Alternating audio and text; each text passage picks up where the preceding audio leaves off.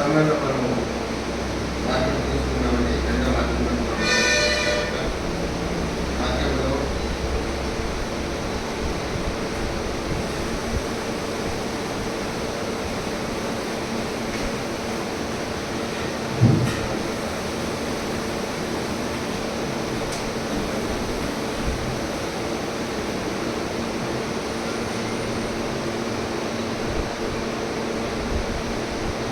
సమయంలో మన బయట చదువుతామండి. అన్న కార్యక్రమం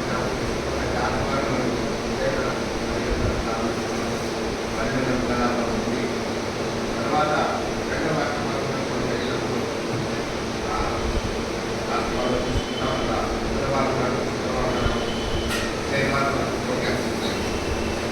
ఈరోజు వాక్యభాగం నిమిత్తమై అర్థశాస్త్రులు అనేటువంటి అంశాన్ని మనము చాలా విరివిగా వింటున్నటువంటి వార్త అర్థశాస్త్రులు ప్రవీణ్ పడగాలనేటువంటి ఈరోజు బిడ్డలు అర్థమార్చినట్టుగా చూస్తున్నాం. అది ట్రెండింగ్గా ఉంది కనుక ఈ అర్థసాక్షి అనేటువంటి మాటలు జ్ఞాపకం చేసుకున్నప్పుడు బైబిల్ గ్రంథంలో అర్థసాక్షుల గురించి ఏం రాయబడిందని మన సంఘానికి తెలియజేయాలని ఉద్దేశించి ఈరోజు ఆ తలంపు దేవుడిగా మాట్లాడుతున్నాను. మార్పు ఇంగ్లీష్లో అర్థసాక్షులు అంటే దేవుని కొరకు దేవుని సేవలు నిమిత్తమై జీవించి సాక్షిగా నిలబడిన వారు మనుషుల చేత లేకపోతే శత్రువుల చేత చంపబడడం జరిగింది కదా. గత 24 నుంచి మనం చూసినట్టయితే భయంకరమైనటువంటి ఒక సంఘటన జరిగింది. యావత్ ప్రపంచమంతా కూడా దిగ్భ్రాంతి చెందినటువంటి సంఘటన సాక్షుల గురించి మనం చూస్తుంది. బైబిల్ గ్రంథంలో కూడా అనేకమైనటువంటి సందర్భాల్లో సాక్షుల గురించి రాయబడింది.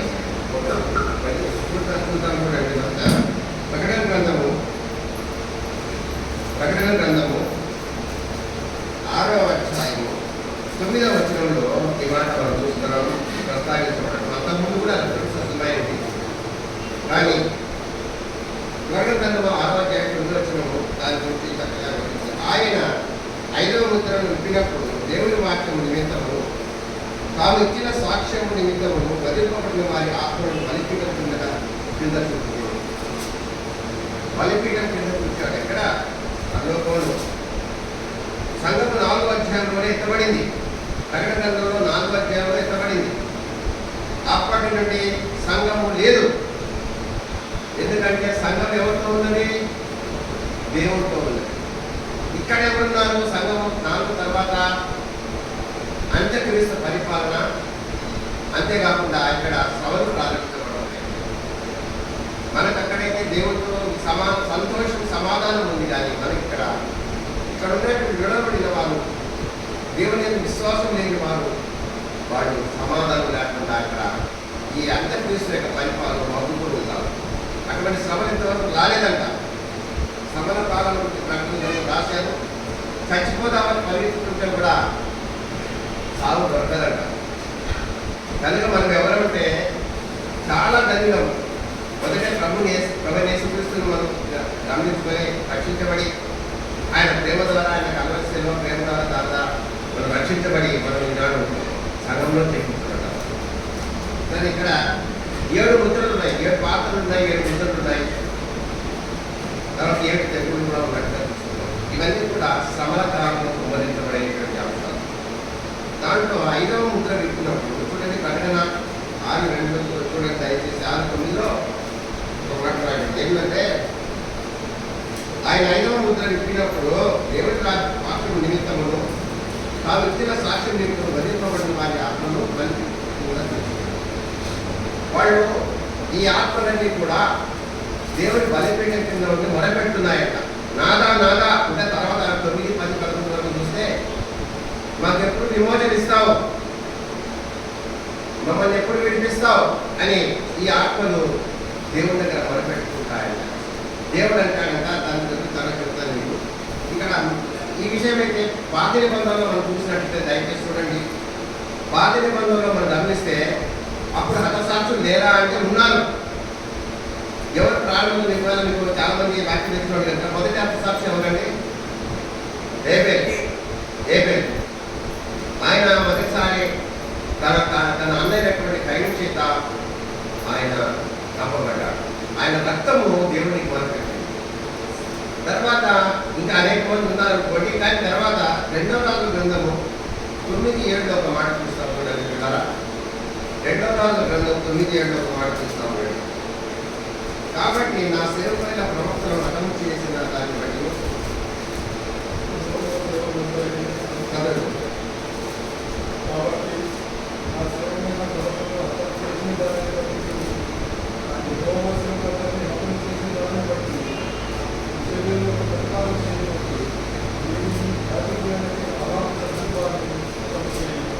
కాబట్టి నా సేవకులైన ప్రవక్తలను హతము చేసిన దాన్ని బట్టి యెహోవా సేవకులందరినీ హతము చేసిన దాన్ని బట్టి యెజెబెలునకు ప్రతీకారం చేయనట్లు నీ యజమానుడిని అహరోను సంతతి వారిని హతము చేయమన్నాడు. ఇక్కడ ఎవరు హతం చేశారు? ప్రవక్తలను. తర్వాత యెహోవా సేవకులందరినీ హతం చేసినట్టు యెజెబెల్, అహాబు యొక్క భార్య. చాలా చెడ్డవాడు. ఇశ్రాయేలు రాజు అయినటువంటి అహాబు చాలా చెడ్డవాడు. ఆ రాజు దగ్గర ఆయన భార్య యెజెబెలు ప్రవక్తను, యెహోవా దేవుని ప్రవక్తను చంపించింది. అక్కడ ఆ ప్రవక్తను చంపిన వారిని బట్టి చెప్తూ ఆ యెజెబెలు హతం చేయమని ఇద్దరికి ఆజ్ఞయిస్తున్నాడు. యోహాను సువార్త 16:2 చూడండి. మరొక మాట చూస్తున్నాడు. యోహాను సువార్త 16:2 కొత్త నిబంధన గ్రంథంలో వచ్చేటప్పుడు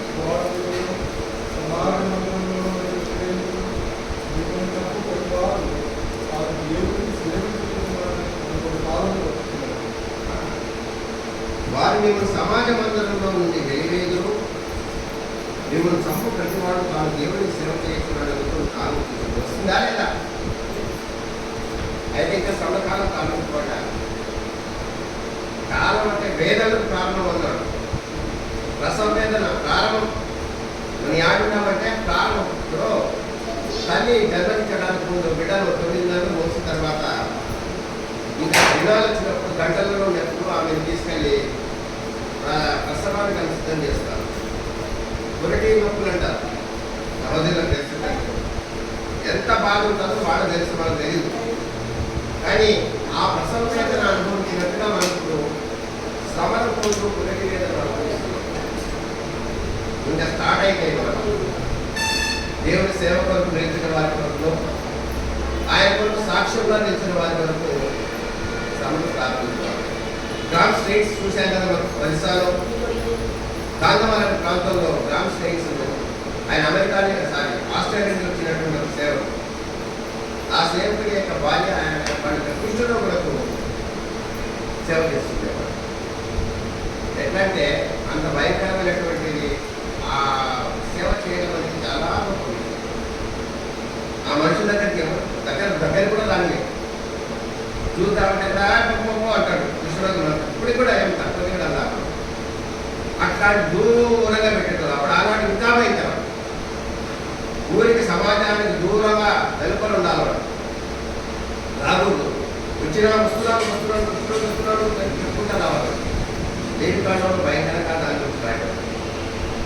అయితే ఇక్కడ మనల్ని కూడా ఇలాంటి నేను ఎవరిని కూడా లేకపోతే దాన్ని రేకెత్తించాలని అనుకోవడం లేదు. కానీ ఆయన ఒక ట్రిబ్యూట్ ఎవరికి చనిపోయినటువంటి సాక్షులకు వారికి ఒక మనం చెప్పేటువంటి ఒక పురస్కారం లేకపోతే దాన్ని మనం చెందించేటువంటి ఒక శ్రద్ధ. వాడు మనలాగా దేవుని సేవల యొక్క అశ్రద్ధ చేయాల. మనం ఎంత అశ్రద్ధ చేస్తుంటామంటే అంత.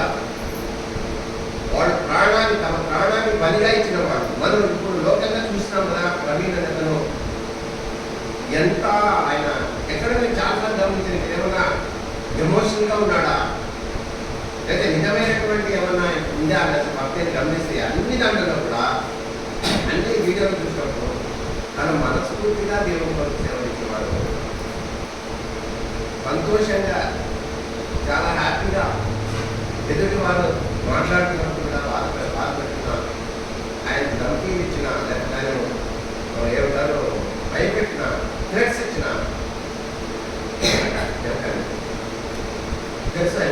ఖండించినాడు.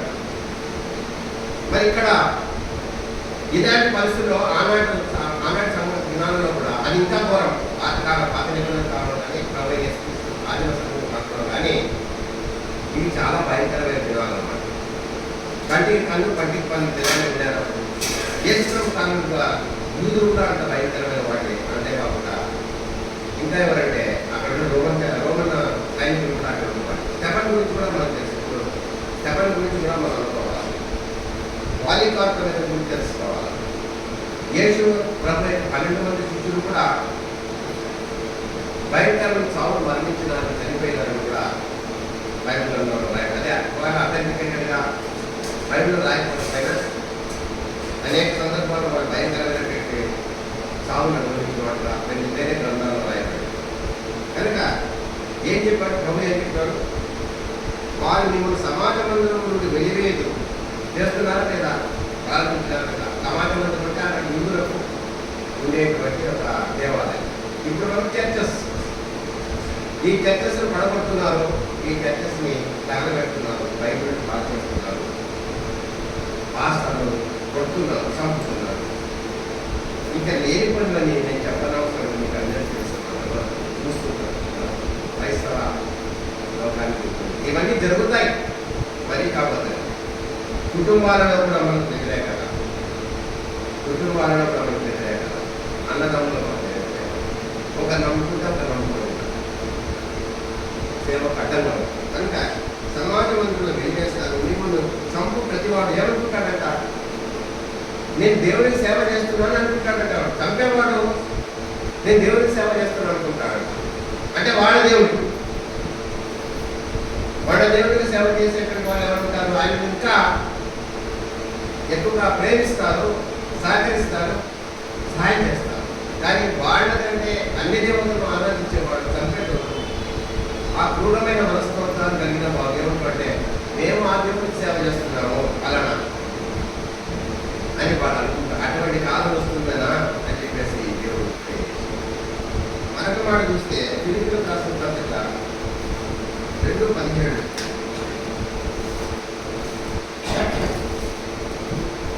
ఫిలిప్పీ 2:17 ఒక మాట ఉంది కదా. మరియు మీ విశ్వాస యాగములలో దాని సంబంధమైన సేవలను నేను ఆనందంగా పోయిబడను. నేను ఆనందించి మీ అందరిలో కూడా సంతోషిస్తాను. చూడండి ఎవరు చెప్పారు స్టేట్మెంట్? ఫిలిప్పీ కథకు రాసిన పౌలు రాశారు. ఆ సంఘానికి రాస్తూ ఏమంటారంటే మీతో పాటు సేవ చేస్తున్నారు, మీ యొక్క విశ్వాస యాగములను దాని సంబంధ సేవలను నేను ఆనందంగా పోయిబడ్డాను. అయ్యా ఫిలిప్పీ సంఘస్థులారా, మీకు సేవ చేయడంలో మీరు విశ్వాస యాగంలో నేను కూడా ఉన్నాను కదా. ఈ విషయంలో ఏమన్నా ప్రాణం పోయినా బాణాత్మకంగా చేయాలంటే ప్రాణాన్ని దానం చేయడం, ప్రాణాన్ని దారిపోయడం, బాణాత్మకంగా పోయబడను. నేనేం చేస్తానంటే అయ్యో నా ప్రాణం పోతుంది నేను బాధపడను అంటాడు పౌలు ఆ సంఘస్థుడు. నేను ఆనందించి మీ అందరితో కూడా సంతోషిస్తాను అంటున్నాడు. ఈ యొక్క స్థితి ఆనాడు ఆ సాక్షులకు వచ్చింది కాబట్టి దేవుడు వాటికి ఫస్ట్ మెరిట్ ఇస్తున్నాడు. పర్వతంలో ఎవరైనా అంటే మెరిట్ స్టూడెంట్స్ వాళ్ళే. ఈనాడు స్టూడెంట్స్ ఫస్ట్ క్లాస్ వస్తే, సెకండ్ క్లాస్ వస్తే, మెరిట్ వస్తే, డిస్ట్రిక్షన్ వస్తే సంతోషపడతారు. ఈలోకి సంబంధంగా మాకు మంచి సేవ వస్తుంది, మంచి కాలేజీ వస్తుంది. కానీ ప్రభు దగ్గర మెరిట్ పొందిన వాళ్ళు ఎవరంటే ఫస్ట్ కేటగిరీ అత సాక్షులు. నిన్నటి దినం కూడా మనం చూసాం. అంతకుముందు నేను చెప్పినట్టు మనం చెప్తున్న బైబిల్ గ్రంథంలో వాళ్ళు ఎవరు ఏబేలు ప్రారంభించబడింది. తర్వాత రాజు గ్రంథంలో నేను ఎక్కడ అన్నీ చెప్పుకోవడం కాదు, కొన్ని నేను జస్ట్ ర్యాండమ్గా చెప్తున్నాను. రాజు గ్రంథంలో చూసాం ఎజబెలు దైవ సేవకులు చంపడం. ఆ తర్వాత మనం గమనిస్తే శవం చూసాము, ఒకరి వందల పుస్తకాలు శవం చూసాము. అంతేకాకుండా 12 మంది శిష్యులు కూడా మరణించారు. అప్పుడు పౌలు కూడా ఆయన కూడా భయంకరమైన పేతులైతే యేసుప్రభువు సెలవేసినట్టు లేదండి, తన తల కింద సెలవేయన్నాడు. ఎంత బాధ జరిగిపడింది. కాళ్ళు పైకి పెట్టి సిల్వకు మేకలు కొట్టి కింద చేతులకు అవతలికి కింద తల కింద కొమ్మింటుంది. ఆ బరువు ఎంత ఉంటుందో చెప్పండి. మనిషి బరువు అంతా కూడా కాళ్ళ మీద పెట్టింది, చేతుల మీద ఉంటుంది. నేను అంత అర్హత కాలేను, నేను అంత అర్హత లేదు. నాకు దేశ ప్రభుత్వం ఆ నీతి నాలో లేదు. నేను ఇంకా ఘోరమైన వాడు, నాకు శిక్ష ఏమి ఇస్తాను. కొంతమందిని కాల్ చేసినారు, కొంతమందిని చర్మంతో చుట్టి బయట ఆ చర్మంతో చుట్టే గాలి ఆడుతుంది అయిపోతాయి. యోహాన్ని అయితే పద్మాసీపుడు యోహాన్ పడేసినప్పుడు ఆయన కాల్చాడు. అంటే నూనెను గ్రహించి తీసుకుపోయి పద్మాసీపుడులో అక్కడ ఇసుకలో పడేస్తాడు. ఎంత ఉంటుందని చెప్పండి. మొదట కాలిస్తేనే మనం తట్టుకోలేము, చిన్న ఏరు పుద్దా తగిలితేనే తట్టుకోలేము. మొత్తం శరీరం అంతా నూనెలో గాలి తీసుకుపోయి అందులో ఏమన్నా చల్లగుని పెట్టారంటే ఆ ఎండ అక్కడ ఇసుకలో పడేశారంట. అప్పుడు దేవుడు ఆయనకి ఈ దర్శనాలు ఎప్పుడు వస్తాయంటే వస్తాయి అంటారు, కానీ అంత శ్రవణాలు అనుభవించిన వాడికి దర్శనాలు. ఈనాడు కూడా కొంతమంది అబద్ధ ప్రవక్తలు బదులు నాకు దర్శనం వచ్చా. ఏ దర్శనం వచ్చింది?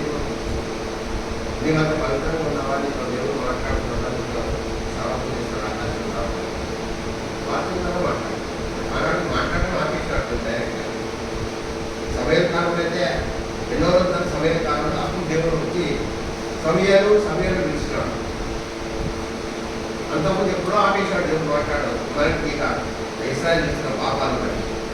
ఎందుకు పిల్లరా, ఇవన్నీ మన ఎదుట ఉండేటువంటి సాదృశ్యాలు అనమాట. అంతేకాకుండా మరొక మాట చూస్తాం చూడండి. 2 తిమోతి రాసిన 4:6 ఒక మాట.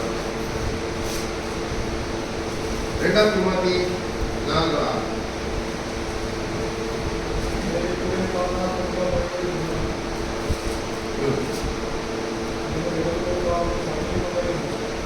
నేను ఇప్పుడే పానాత్మగా పోయబడుతున్నాను, నేను వెడలితో కాలం సమీపించి తెలుసు. ఆయన చాలా ఉగ్గుడైపోయినాడు, అనేక సంఘాలను విశ్రాంతాడు, అనేక మంది హెచ్చరించాడు, కొంతమంది తయారు చేశాడు. ఫర్ ఎగ్జాంపుల్ తిమోతిని తయారు చేశాడు, తీతుని తయారు చేశాడు. నెక్స్ట్ సేవ చేయడానికి తను వెడలిపోయే కాలం నుంచి. వాస్తవానికి అప్పుడు పౌరులు మొదట ఎలా ఉన్నాడు? ఆయన సంఘాన్ని శిక్షించేటువంటి డ్యూటీ చేశాడు. కానీ ఇప్పుడు ఏమైనాడు? ఆయనే శిక్షకు సిద్ధపడి ఉన్నాడు. ప్రభుత్వం పానాత్మకంగా పోయేవాడంటే నీళ్ళు పాల్గొంటున్నాడు. నీళ్ళు పాల్గొస్తే ఎక్కడ ఉండిపోతాయి కదా, అక్కడే పాలన కూడా పోగొట్టుకోవడం. దానికి నేను సిద్ధంగా ఉన్నానని చెప్తా ఉన్నాను. ప్రకటన గ్రంథం ఉంటుందని ఇంకా కొన్ని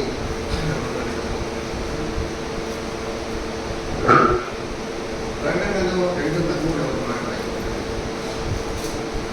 చాలా హెచ్చరిక. సాతాను సింహాసనం ఉన్న స్థలంలో నేను కాపులో ఉన్నానని నేను ఎప్పుడు, మరియు సాతాను కాపులో ఉన్న స్థలంలో నా విశ్వాసం ఉంది. నన్ను గురించి సాక్షి అయిన అంత్యకుడు వాడు నీ మధ్య చంపబడిన దేవుడు నేను నా నామం గట్టిగా చేపట్టి నా ఇద్దరి విశ్వాసం ముగింపుకోదు. నేను సంఘాన్ని గురించి చెప్తాను. 2:1 దయచేసి 2:1 ఏ సంఘాన్ని రాస్తున్నాడు? ఎఫ్ఎస్సీ కదా, ఏ సంఘాన్ని రాశాడు? ఎఫ్ఎస్సీ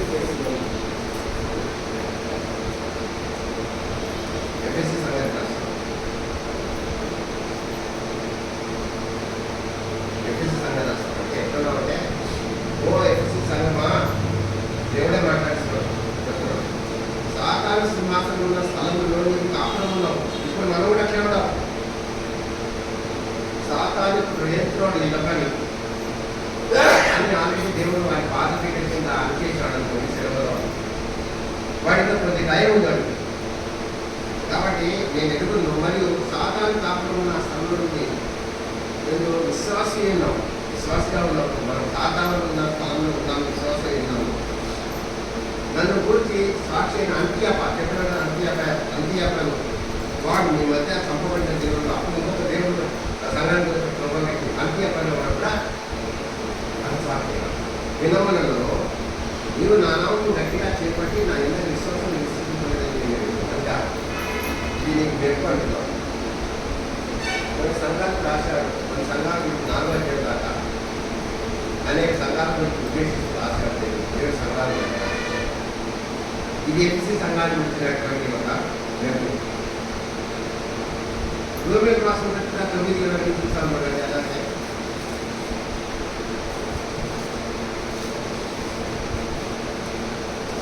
అలాగున దేవుడు తన రూపంలో అర్థపరుస్తాడు. తన ప్రభావం రూపొందింది. ఇచ్చిన వాడే ఆశీర్వాదం సిద్ధపడి ప్రతాపాలే ఆయన బాహుశాంతంలో మరియు అనుభవంలో ఆయన ముఖ్యంగా సిద్ధపడిన కరుణాపాలన జీవితంలో నుండి మాత్రం కాదు, అన్ని జనంలో నుండి ఆయన మధ్య తన పరిమితులను కనుక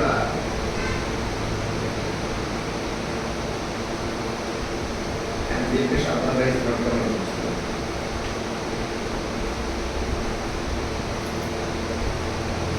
కనుక